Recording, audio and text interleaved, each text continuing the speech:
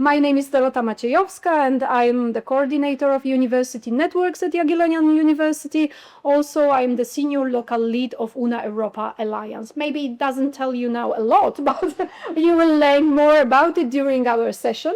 And I have a pleasure to deliver this session together with my wonderful colleagues, Magdalena Banaszkiewicz, professor of Jagiellonian University and member of Una Europa Self-Steering Committee in Cultural Heritage. And she's employed in the Institute of Intercultural Studies. Yes. I'm Professor Krzysztof Kowalski. It will be a long list of titles and prizes and so on. He is the head of the interdisciplinary and cross-domain program, including Una HERDOC, which means Una Europa Doctoral Program in Cultural Heritage at JU, Doctoral School in Humanities, also chair of Una Europa Self-Steering Committee in Cultural Heritage, and employee in the Institute of European Studies. Today we will be talking about university networks. So for this time we will take you into the world of networks and alliances. You will learn a little about it. I hope it will be interesting for you. I know that after lunch it's very hard to sit and listen to the presentation and to speeches. I hope you had a good coffee or tea, and you will be able to follow our session. And obviously, you are welcome to ask questions along this meeting. We won't ask you to wait until the end of the meeting. You can ask questions if you have anything interesting to contribute to this presentation. So at the very beginning, just a very brief introduction. As you have already heard during the first session, if you attended to this session, or if not, I will tell you briefly that there were 6 panelists who were talking about their journey related to building the academic career at the university. And they were mentioning the importance of collaboration, of connections with international partners, of not working alone. So I assume that you are all researchers and you already have a lot of connections with your colleagues, with your peers, not only in Poland, but also in Europe or anywhere worldwide. So probably you know how is it to organize it individually.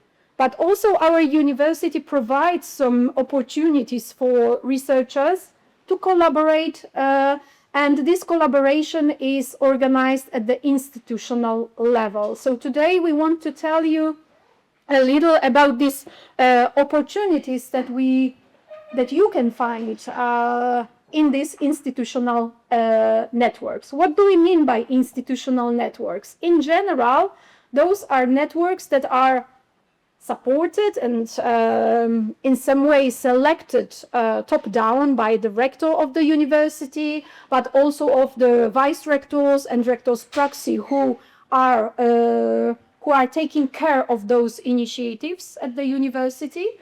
And those networks are selected due to the fact that they influence the whole university usually, the whole community, not in every area, but there are some selected areas that you can benefit from. So this is the idea of institutional networks, and we have currently 15 university networks. Obviously, at faculties or at your departments, institutes, you can have your different networks that your unit is cooperating with. But institutionally, we have official 15 networks and 1 alliance, which is a little different than just a network. But we will inform you about this as well. This quite provocative title, Collaboration is the New Competition, is related to the need of cooperating together nowadays, just to deliver more valuable, more strong research and education in Europe and in the world. Here you have a sentence that when institutions collaborate strategically, they don't lose their identity, they amplify it. By pooling resources and co-creating projects, we make each university strong, more innovative, and more globally visible.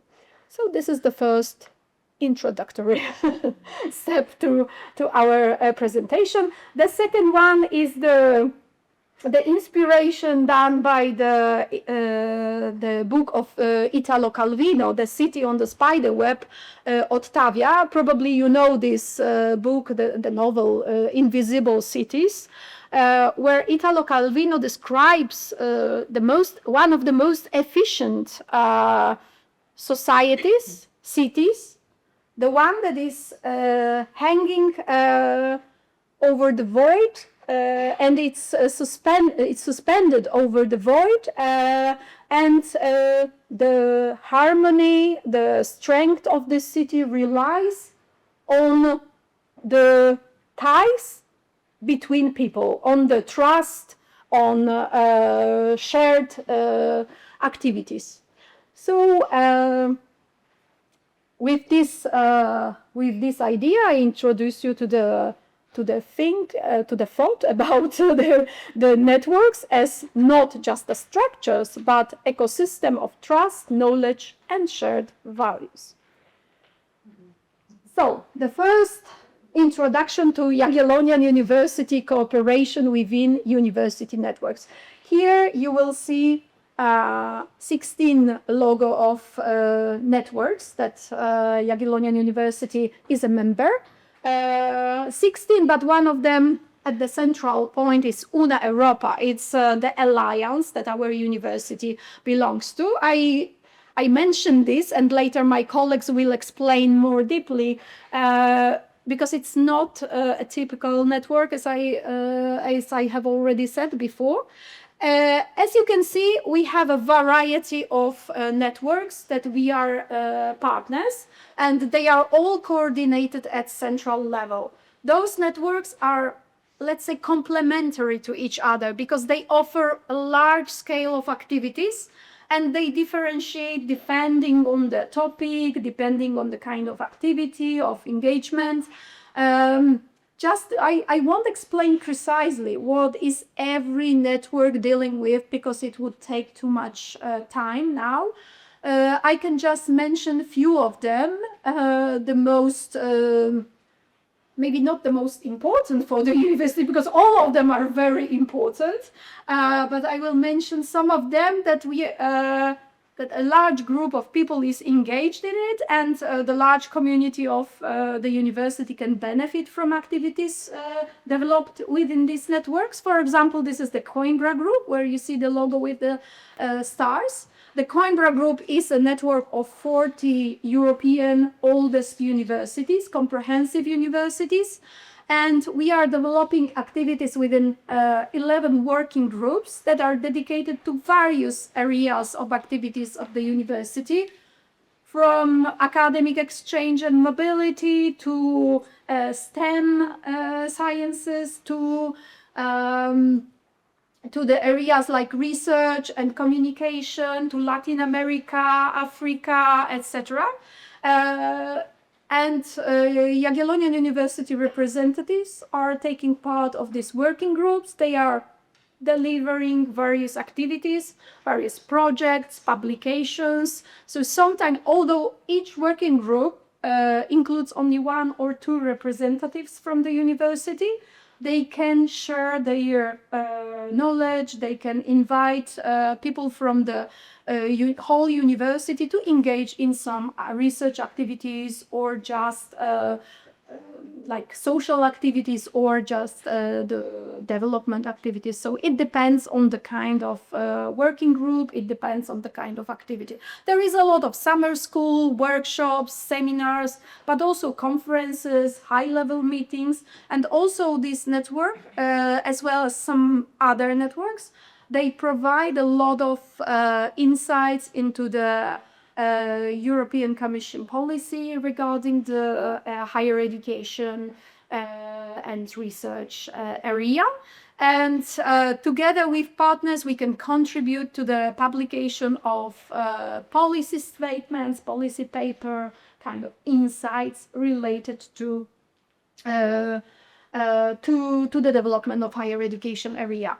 The other one is, for example, the Guild of European Research Intensive Universities. I'm mentioning it because it refers directly to lobbying towards European Commission on the development of the policy of higher education, on financing of higher education. And maybe it is not directly inviting you to participate in this network, but you can follow all the information that is on the webpage of this network to be updated on all the news related to the development of higher education policy in European Commission. For example, we have also the network, the Baltic University Program. The Baltic University Program, it's a regional network, and all the universities that are engaged in research on the Baltic Sea and in general on the area of Baltic Sea can take part in a lot of activities dedicated to education and research on this region. For example, PhD students who are researching on these topics can take part in a one-week cruise on the Baltic Sea, where during the cruise they are there having a kind of summer or winter school, developing activities, working on some small joint projects and looking for some partners. We have a network like Scholars at Risk. We are receiving scholars, refugee scholars, to protect them from the dangerous situations and areas. And every year we receive some scholars within this network. So they can also contribute to the internationalization at home. And you can meet them here at our university and connect with them. So I will be talking a little more about these networks later on. This was just to show you what are these activities and what is the variety. I can mention that also there is one network, for example, IREC, which is developing on contribution to university rankings in the world. So this is also important. We have Coalition for Advancing Research Assessment that is working on the reform of evaluation of research in Europe. And we have a Utrecht network, which is dedicated to mobility of staff and students. So all of them have some activities that you could engage if you would be interested, and you can find something interesting for you here. You can see the thematic distribution of these networks. This is like, for example, academic values. So we can see that Magna Carta and Scholars at Risk are in this group, and they focus on freedom and ethics, policy influence, the Guild, EUA. EUA is the largest network. It comprises more than 850 universities now, and it's focusing also on various activities related to education and research, but most of all, it has a policy influence. For example, Innovation and Technology, EUNIS network, OXO network. OXO is a network dedicated to safety and security at universities and the innovations related to this area.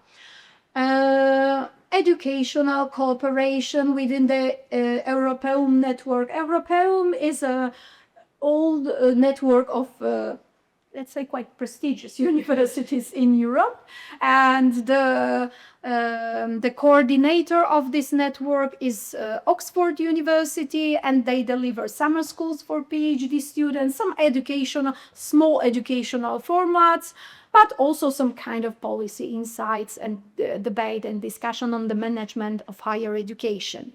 And Una Europa as a European University Alliance that will follow later on. And As mentioned previously,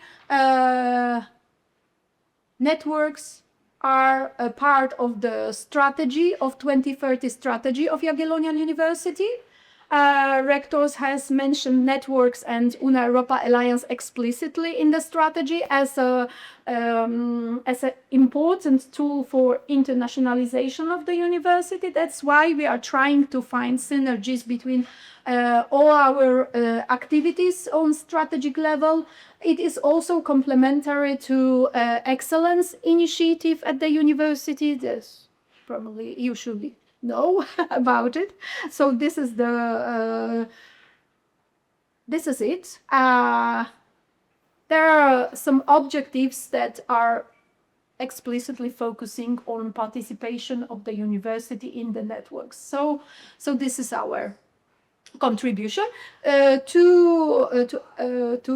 strengthen this strategic position of networks at our university, and also to strengthen the university engagement in key areas of international cooperation.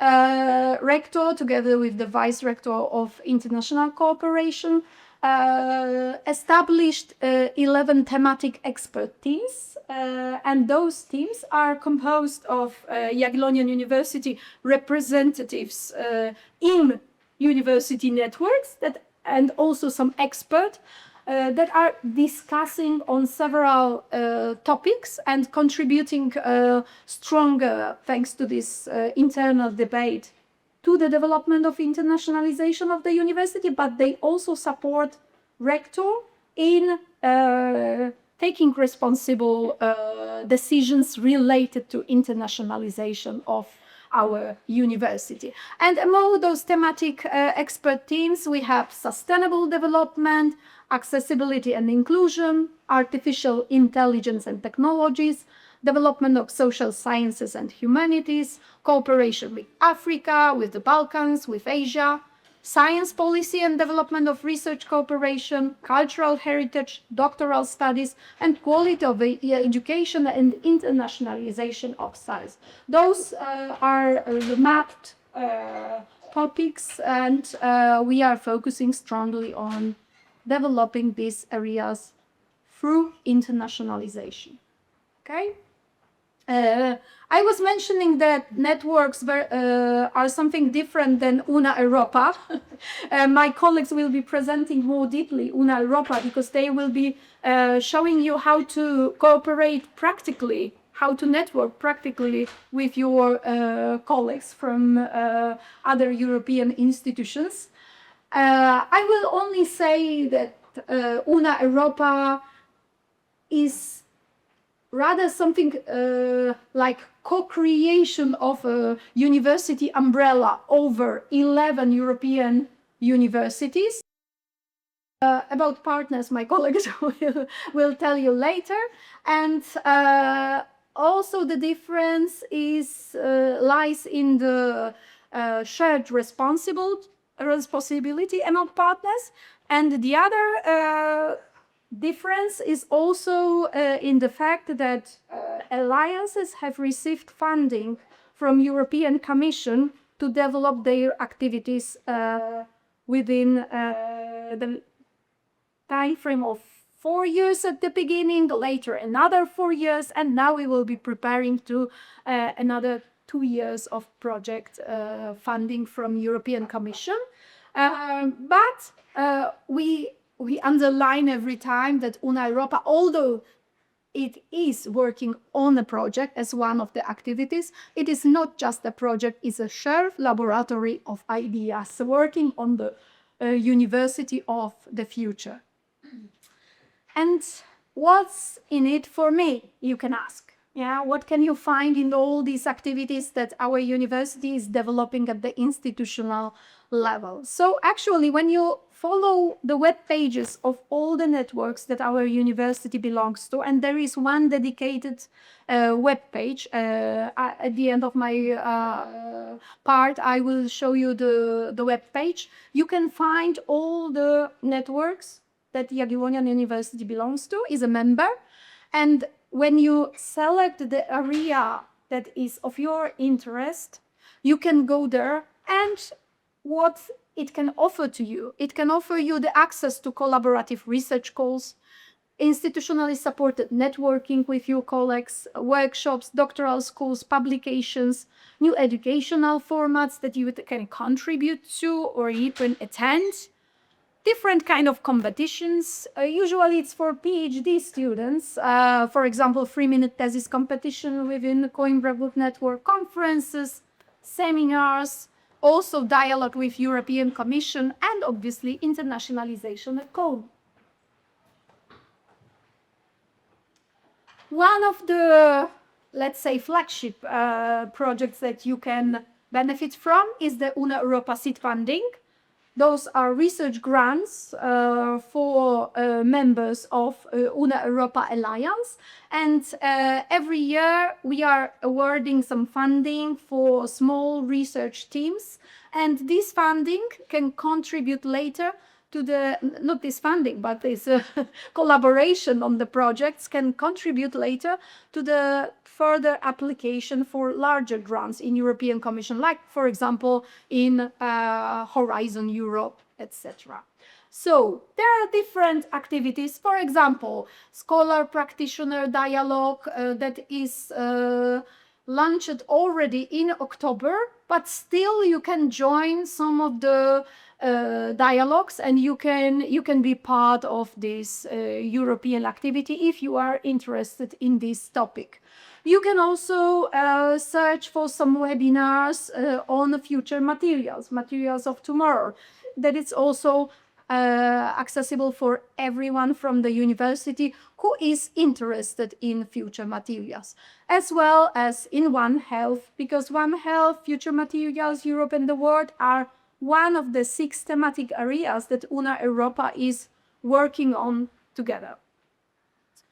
You have a lot of summer schools, winter schools that Una Europa is delivering. It's not only Una Europa that is delivering this kind of activities for PhD students and also for scientists who can be teachers of these summer school programs and winter schools programs. Almost all European networks are providing this opportunity to attend summer or winter schools. But Una Europa is especially engaged in this kind of mobility formats. You can see here as an example, in 2025, we organized 4 summer schools together with our partner universities. And in 2026, there will be 5 winter summer schools in different European countries. So if you are a PhD candidate, I don't know, and or if you have colleagues who would like to join, or if you would like to deliver some course to these activities, you are more than welcome to contribute. As an example, Coimbra Group provides a scholarship program for young African researchers, young professors and researchers from Latin American universities, and also for scholars, for young researchers from the European neighborhood. So it's for incoming to Jagiellonian University researchers, but they can also be members of your faculties, and you can have contact with them, you can develop cooperation with them here. When you follow the EMUNI network is focused on Balkan countries and also on South Mediterranean region. If you are interested in this idea, you want to follow some conferences dedicated to this region, you want also contribute to education in the region of Balkan and South Mediterranean countries, you can follow EMUNI network, and there you can deliver lectures, because EMUNI is not only a network, it's also an online university where you can provide courses and seminars for students. They are translating the courses that are delivered by researchers, teachers at their home institutions, and you can also share it with students within EMUNI Alliance. As I have already said, the Guild is offering insights on the current situation of higher education within European Commission and what's going on in policy and finances in this area. So if you go to the webpage of the Guild, you can be really updated. The Guild is keeping hands on the situation and they are interacting with European Commission. They are also consultants for European Commission in the area of higher education. The Guild is the network of more than 20 European universities, and the Jagiellonian University is one of the founders of the network. This is, for example, EUA. So in 2026, there will be a European Learning and Teaching Forum. So if you are interested in this kind of topic, you can obviously engage in this activity. You can ask how to participate, if it's open for all the community at the university, or if you need some support from the central office, you can connect me. And last few words, that networks also ensure the scientific knowledge that the scientific knowledge reaches key stakeholders, decision makers, practitioners, and society, and it facilitates the exchange of knowledge and evidence and ensure that science informs key decisions and real-world actions. And to prove this, I will give the floor to my colleagues that will present you what was recently done at our university during the transnational research teams meeting within Una Europa framework. But I would like to invite you to follow our webpage. Here is the QR code for Una Europa Alliance, and here is the webpage for the university networks. If you are interested, you can search there and you can find all information on the activities. Thank you so much. The floor is yours. Okay, ladies and gentlemen, I will take the floor. And to be honest, for some of you, it's not going to be a big surprise because some of you can really recognize this slide and some of you can really know what Una Europa is. But since I'm not sure if all of you know exactly where we are in and what we've been doing, I decided to give a few words and to provide a few sentences about what Una Europa is, what research areas are inside, and why I'm in. Because this idea is not mine.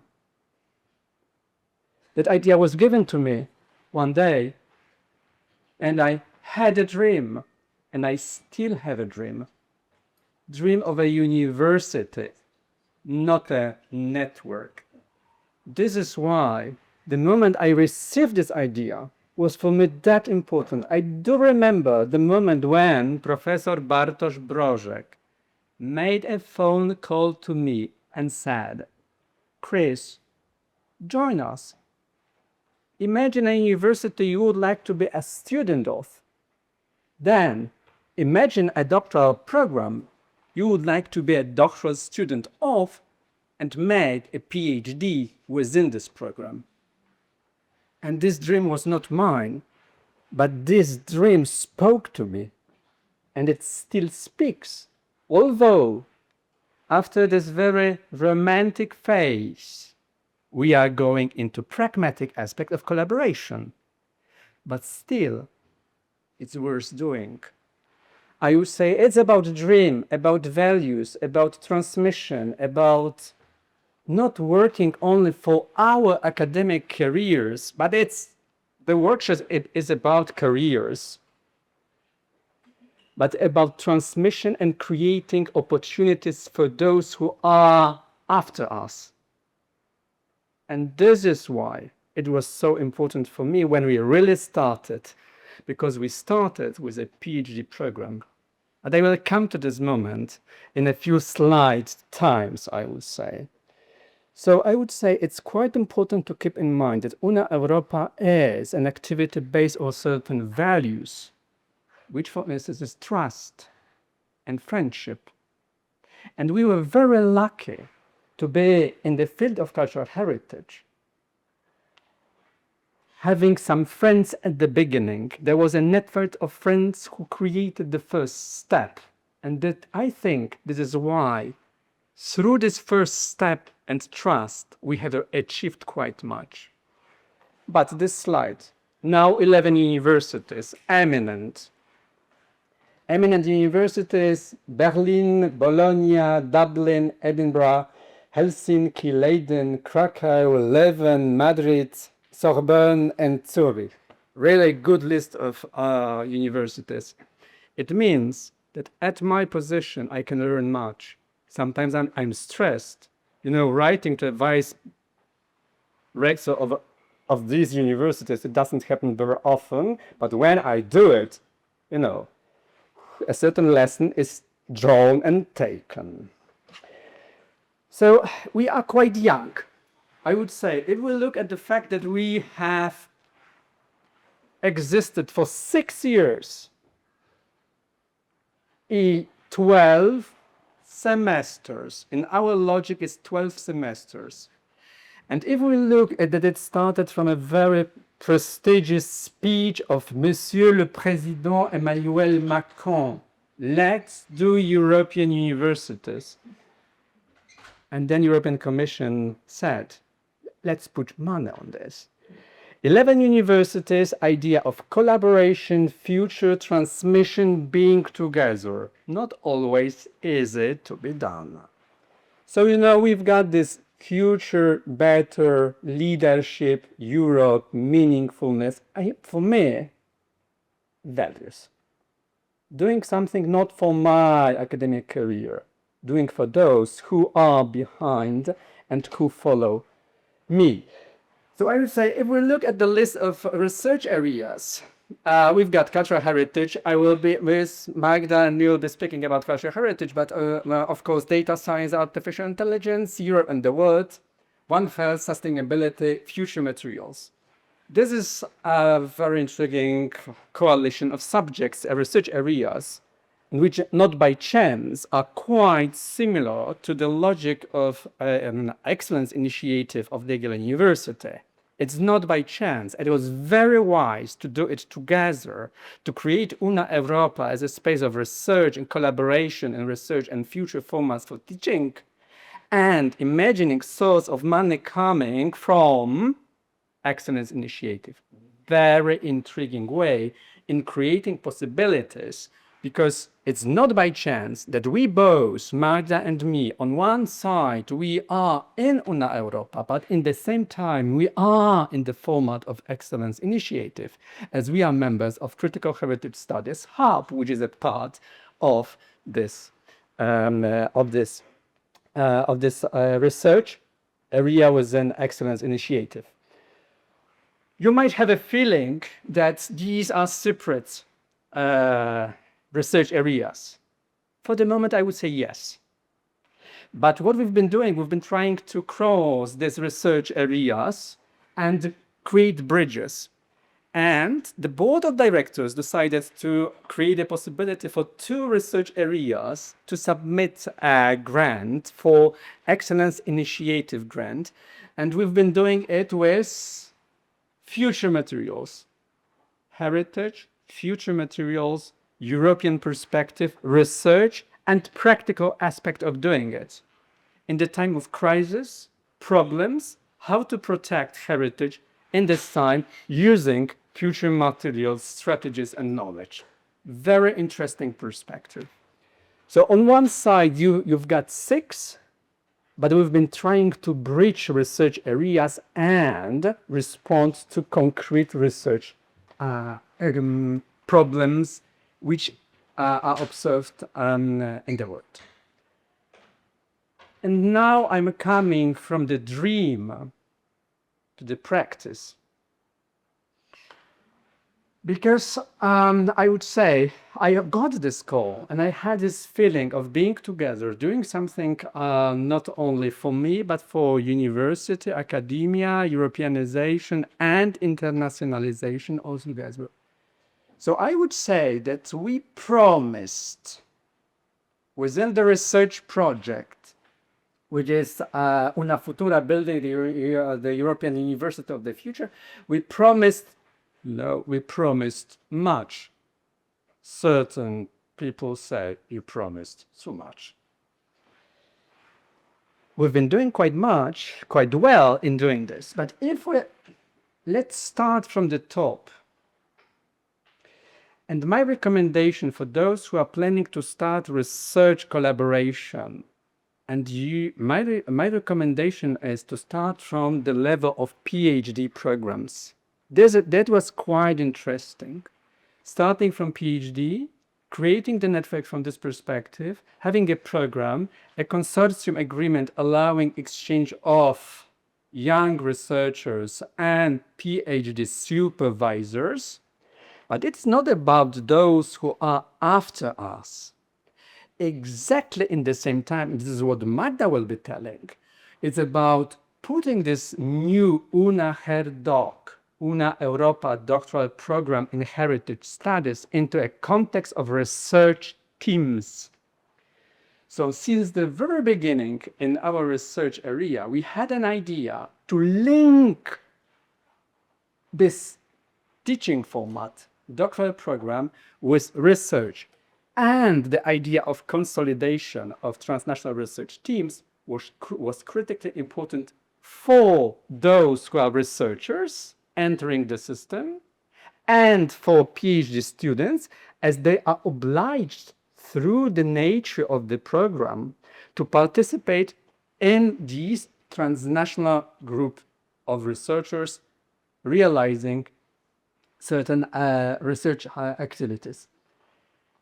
So keep in mind that we started from a doctoral program. We put this research into real research because what we need, how to make people interested in this kind of collaboration, concrete activities, research, publications, students, doctoral students, and making the network of this transnational academia. This is behind.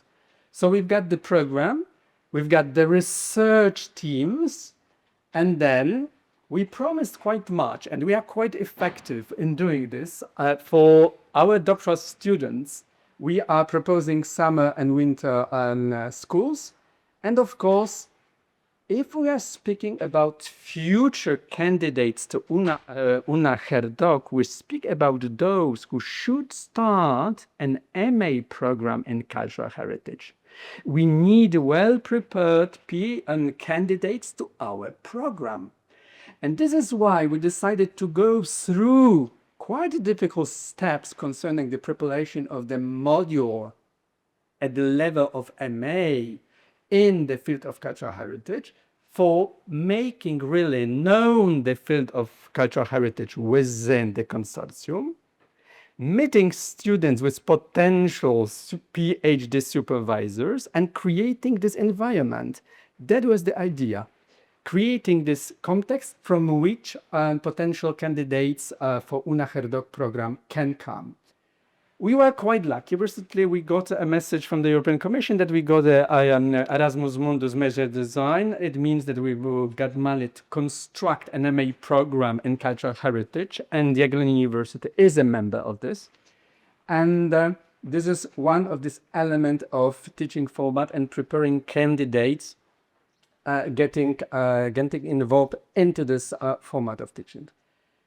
Our dream was, and this is not an easy task, and for the moment we are not very successful in making step towards this diploma and the content. This is a lifelong certificate in cultural heritage. Here there are some problems, as we are speaking about the kind of product that should be delivered and addressed not to academic people, which is quite important. And Madrid Complutense is responsible for this activity. And of course, if you want key researchers to be interested in being in a network, you need a book series. You need a place where your researchers, you will publish. And of course, we decided to make this first step, and this is we created Una Europa series in cultural heritage. It's edited and it's published by University of Bologna. and in an open access format. Just to make the network of different expertise and experts concerning and working in the field of cultural heritage, we decided to have a museum on heritage of Una Europa, but still going beyond the first idea of really working only on the content on the of the museums of these universities, but asking questions which go beyond. This virtual museum was opened, and my recommendation, you can easily find this address and look through our 3 exhibitions that we have managed already to create. And then it was quite interesting just to attempt and try to put Una Europa and research of cultural heritage into the network of different European projects. And Jagiellonian University was a member of such a huge European project, of which the idea was to research future possibility of networking within the field of cultural heritage. And there is a network that finally has been constructed, and this is a Resilient Cultural Heritage Partnership that was recently opened. So we are constantly in. So on one side, we've got research, teaching, networking projects and networks of institutions, universities, and individuals working in the field of cultural heritage. And then we go into this kind of, as we say, I don't like this word, but let's say the cultural heritage ecosystem, how academia through projects can answer the problems which come from societies, NGOs and small and medium enterprises, and this kind of network of institutions, collaborations has been established, run by University of Bologna. And now we are going to the question of how to internationalize Una Europa, its research, values, how to be in a global common academic market. And there are 2 strategic directions that Una Europa is saying here and here. This is Africa and South and Central America. And following this signal coming from the board of directors, we follow this line and we organize panels in 2 eminent conferences that were organized. One in Johannesburg, and the second one was in Mexico, just to show our existence in a network of in a global networks. After 6 years, having 40 PhD students, Jagiellonian University has 4, 1 with Complutense, a double degree, 2 with 11. We've got doctoral, we've got research projects, TRTs that Marga will be speaking. I would say we've managed just to do much because of a certain value, because of this kind of dream we still have, that it's worth doing. Although sometimes it's quite difficult because we have to cross some administrative obstacles, but so far we've done it. So on one side, teaching, research, networking, going beyond and answering the questions that really appear in the society in the field of cultural heritage. And now it's going to be about practice, about transnational research teams, how to do it, how to make people interested in it.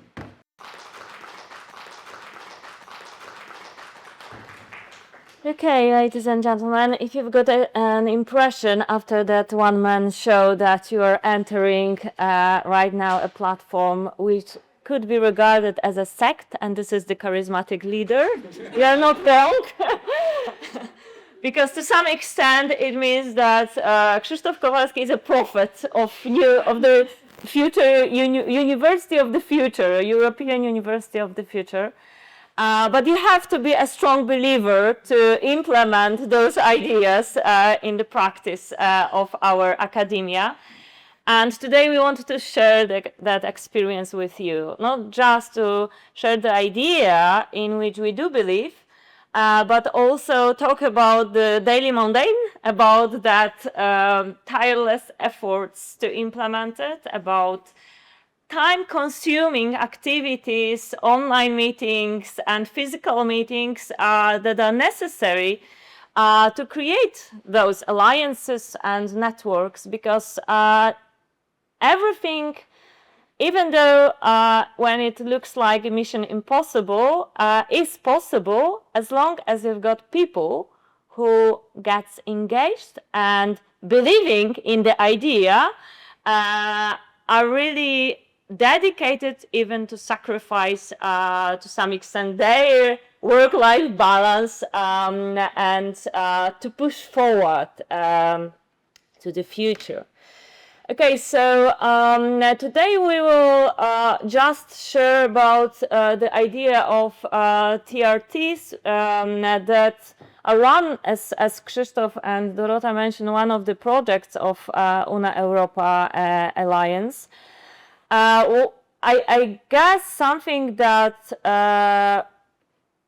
is the most important when it comes to that HR excellence in research. That's why we decided to talk about it, because it's a software of all the products that are brought together later on as publications, as grant proposals, as conferences. Without that software, without that collaboration, ongoing collaboration of people, we wouldn't have those products that then distinguish us as excellent researchers in very competitive environment in which we try to figure our way around. Okay, so just a brief history, because I don't want to prolong too much about talking about the past. Today we are trying to somehow talk about bottom-up initiatives that right now constitute our heritage, how we created that, but in the definition of heritage, we've got that notion of thinking about next generation that also Krzysztof emphasized, and we are thinking about the future mainly. So not rather step from the past, but talking about the future. That is our goal. So as you can see, the journey has started quite a long time ago. So it's 2019, before those different crises that we didn't expect then would happen with us, like pandemia or war in Ukraine. Believing in the idea of working together, collaborating on different topics, we said that we need to map those topics, those themes that can be shared between Una Europa partners. So that elaboration of key research topics, themes, lasted for spring in 2020, and we decided, we picked up 5 main aspects, which you can see here. First of all, when we talk about shared values, I think the umbrella term that for us is very important is that critical approach to cultural heritage. So we do consider cultural heritage not only in the material aspect of that. We are very against dividing heritage into material and tangible and intangible. We actually treat it as a process, as a performance, something that is happening with us, but we are doing that also with the world surrounding us.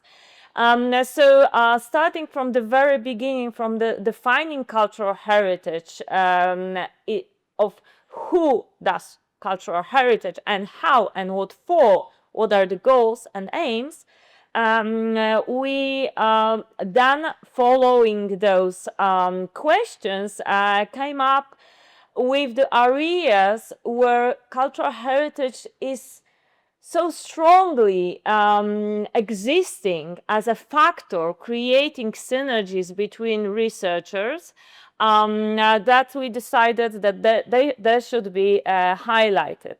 So among others, we decided it should be cultural tourism or heritage tourism, or tourism and mobility that we later on define more broadly, Then we talk about community that is engaged with heritage and participates in heritage, but also knowing the technological turns in which we need to be aware of which we should be aware of, and also participate as researchers. We listed also those digital approaches and aspects of digitization of cultural heritage, or defining what digital heritage is. And finally, what methods and techniques can be utilized for development of cultural heritage, not only preservation, conservation, but also treating heritage as a process, as a performance, how we can use those technologies to perform heritage, to develop it. Of course, those mapping of themes we did against some existing documents and strategies that we were aware of, so like strategic research agenda of the JPI cultural heritage or other European priorities. And basing on that, finding some common threads, we've decided that within cultural heritage, we should pick up 4 main drivers that have the biggest impact of our research, which is tourism and transport. Basing on that, digitization of society, social capital, mutuality and volunteering, and global migration and mobility. That's not the final phase. That was just one of the steps. Then we thought that we should, taking those aspects and linking that to different societal drivers, we should come up with the final themes. And those 4 themes are presented right now on the 4 slides. So the first one engages with that mobility aspect of cultural heritage globally. So how we use not only migration, tourism, but generally speaking mobility as a framework, as a structurizing aspect of synergies between different institutions, different partners and stakeholders in creating, in developing, performing cultural heritage. So that is something that we invented then, or came up with then, but later on, the practice of the COVID-19 and that forced immobility made it more important even to take that issue into consideration and see it as a major player in contemporary heritage-adjacent processes. So how mobility or immobility is that factor shaping different processes. The next one is heritage and digitization, not only of society, but also of cultural heritage itself. So how, for instance, digital nomads and digital societies, communities coexist with cultural heritage. Last Friday, I had the pleasure to participate in a huge and wonderful project Impulse that is also implemented at the Jagiellonian University by a beautiful team of researchers, but also practitioners who, as this is a horizontal project grant, that they try to dig into upcycling cultural heritage into immersive environment of virtual realities. And this is totally what we dealt with within that second theme. So how we create digital memory through heritage, how digitization of heritage creates new forms of identities in virtual spaces. So something absolutely fascinating and very difficult to grasp. The third topic is heritage and social capital, mutuality and volunteering. So something that not always comes up when we talk about cultural heritage, but here living in Europe, we are aware that following Faro Convention, cultural heritage is for society, should also serve the societies to develop in different forms, in, of course, sustainable way. But this is also a tool for society's development as long as we engaged in that in a participatory way. So these aspects that also I think gained attention of all researchers after the pandemic, like well-being or resilience, became more and more of importance within that TRTs. Last but not least, safeguarding cultural heritage. And I think I don't have to explain why it is important and why we really put our efforts into that matter, but also trying to treat it very holistically. And as I mentioned, not only safeguarding, understood as preservation and conservation, because the definition of safeguarding goes beyond that, but also the way in which we can develop ourselves, our communities, but also how can we develop cultural heritage itself. So how those ideas were put into practice. So this is the part that is the toughest always. We had different challenges, but we had also experiences of when we lost something and when we gained something. So for sure, we were very glad that our TRT groups received Una Europa seed funding projects funded. That is that Dorota mentioned earlier.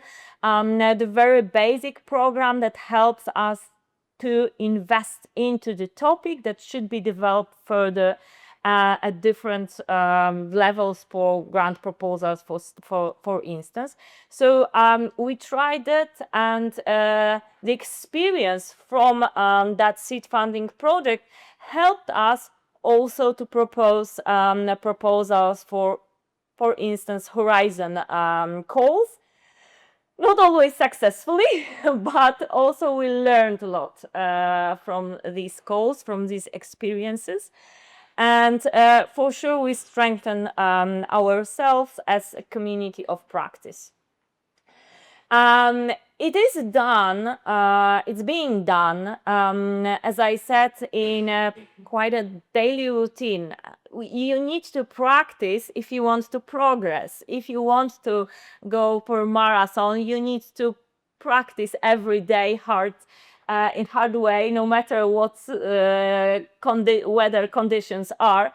And this is something that is also a challenge for us. I mean, it's difficult to put Una Europa's activities in between our schedules that are very tight, and that is why I started from the maybe sacrificing is too much as a word, but still something that needs a highly flexible person who is willing to adjust to the online meetings, who is willing to push it forward with the others, but not always in the environment and pressure that is very helpful.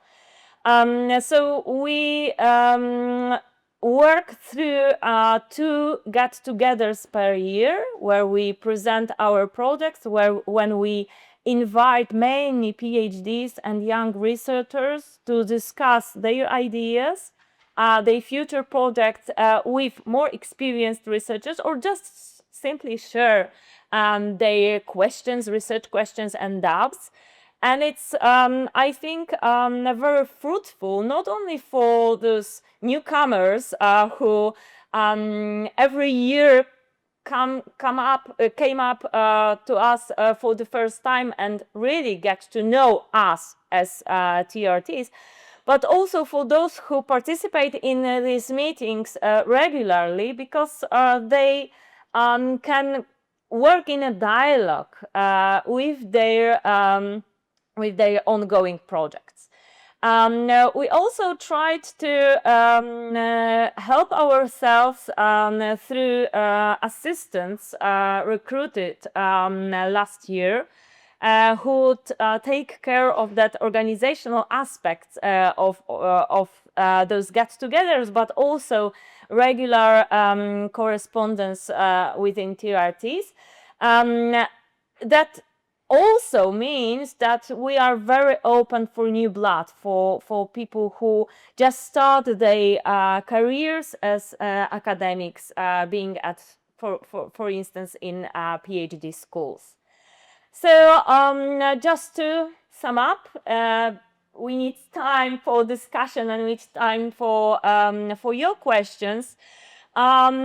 It's always difficult to summarize your personal activities, because we are very aware and self-criticizing ourselves for different problems. Some of them are connected with our capabilities, but some of them are connected with the frameworks, as I said, within which we try to implement those ideas.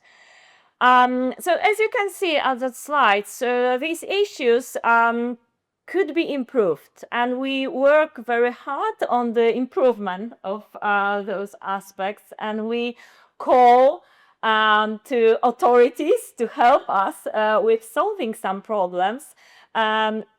Not always successfully, but we know what to improve. So that is good, because that self-awareness is very important in the process of development always. But we still, when we try to find whether it's more beneficial for us or we should drop it and engage into something different, we think that those opportunities given by TRTs and collaboration within Ona Europa brings more to our lives as researchers that it needs from us. So I highlighted something that is very personal. I think that we share it, but I used my own example to put those aspects on the slide. So firstly, I think that we talk about huge inclusiveness within that alliance, and particularly within TRTs, which is not very obvious. We function in different environments, communities. We know how different societies and official networks works. But here, this is the network where you can engage with people on very unofficial level at various stages of their careers, and where those ladders are not so strictly understood by people who are engaged, and that helping hand from people who are maybe more experienced is always given to those who need it. Then flexibility, because this is a cooperation without obligations. We are not hired for Una Europa. We are not responsible. As long as you want to engage, you could be engaged to further, but it doesn't mean that you have to dedicate 10 hours per week to Una Europa. You can come and go, or you can flexibly engage in different activities without pressure. Then something is absolutely, for me, most beneficial when it comes to that collaboration, it's interdisciplinarity, which is also not treated here as an excuse or a bright idea just to put into the grant proposal, but this is the interdisciplinarity per se.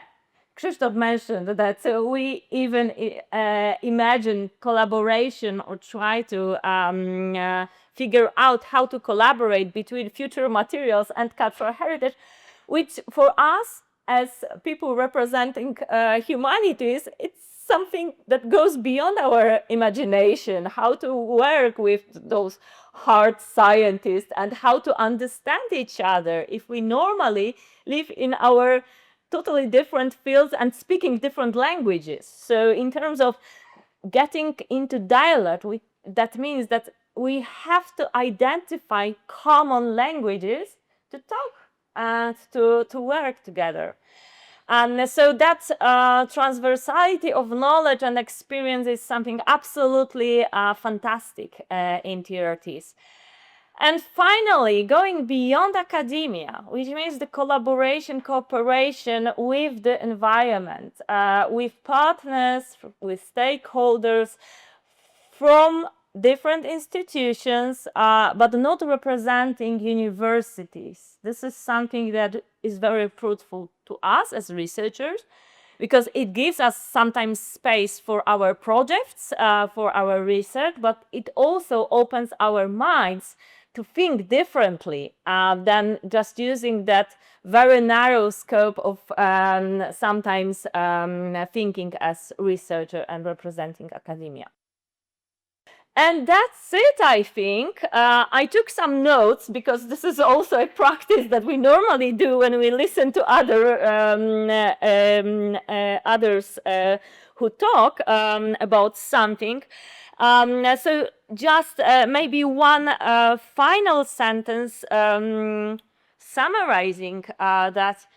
I think if you are here today, you treat seriously that invitation to excellence in research, but you define it probably as self-investment. I mean, you invest your time right now after lunchtime instead of going for a walk because it's beautiful today. You spend time with us.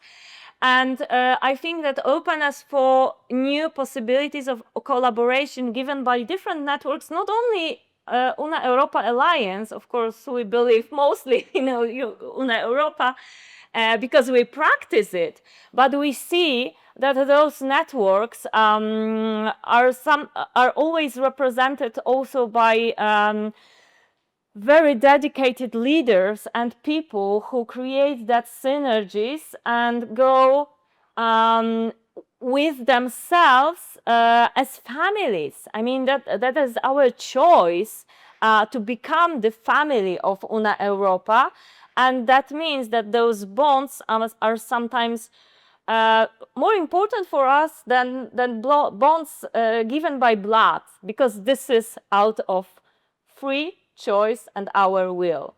That's why if you think about self-development and you want to invest some of your time, if it's left somehow in your life to something, we would recommend to do it with us or other groups in TRTs, or generally speaking in different areas of Una Europa Alliance. Thank you.